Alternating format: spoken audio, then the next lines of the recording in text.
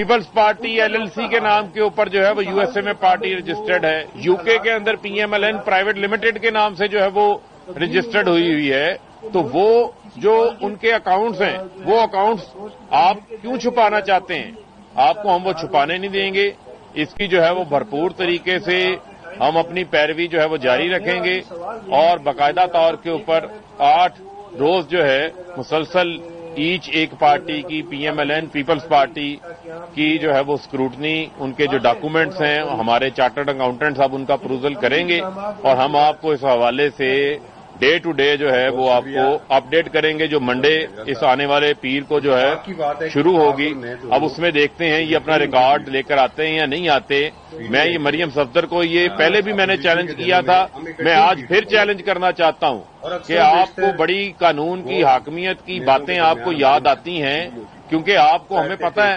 کہ آپ کو تو عادت پڑی ہوئی ہے جسٹس قیوم ریٹائرڈ والا ٹیلی فون والا انصاف لینے کی، آپ کو عادت ہے۔ وہ جب آپ کو نہیں ملتا تو آپ رونا دھونا شروع کر دیتے ہیں۔ جہاں پر کوئی ادارہ آزادانہ طور کے اوپر قانون کے اوپر عمل درآمد کراتا ہے، وہاں پر آپ کا جو ہے وہ رونا دھونا شروع ہو جاتا ہے۔ تو لہذا میں سمجھتا ہوں کہ اب آپ کے پاس کسی صورت بھی جو ہے وہ رائے فرار نہیں ہے۔ اپنی رسیدیں نکالیں، رسیدیں کو قطری خط نہ نکال لیجیے گا، اس بار بھی کوئی جعلی ٹرسٹ ڈیڈ نہ بنا لیجیے گا، لے کر آئیں رسیدیں، اور رسیدیں اسکروٹنی کمیٹی کے سامنے رکھیں تاکہ آپ کے اکاؤنٹس کی بھی جو ہے وہ جانچ پڑتال ہو سکے، تاکہ پتہ تو چلے کہ ان اکاؤنٹس میں جو پیسہ ڈالنے والے وہ کون سے لوگ ہیں جنہوں نے آپ کی پارٹی میں پیسے جمع کروائے ہیں، اور وہ اکاؤنٹس بھی آپ سامنے لے کر آئیں جو اسٹیٹ بینک کے ریکارڈ میں سامنے آئے، جو پیپلز پارٹی نے الیکشن کمیشن میں جمع کروانے والے گوشواروں میں چھپائے ہوئے ہیں، جو نون لیگ نے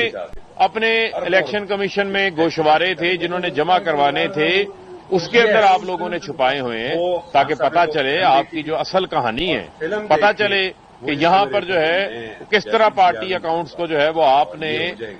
ممنوعہ فنڈنگ کے لیے، فارن فنڈنگ کے لیے آپ نے جو ہے وہ استعمال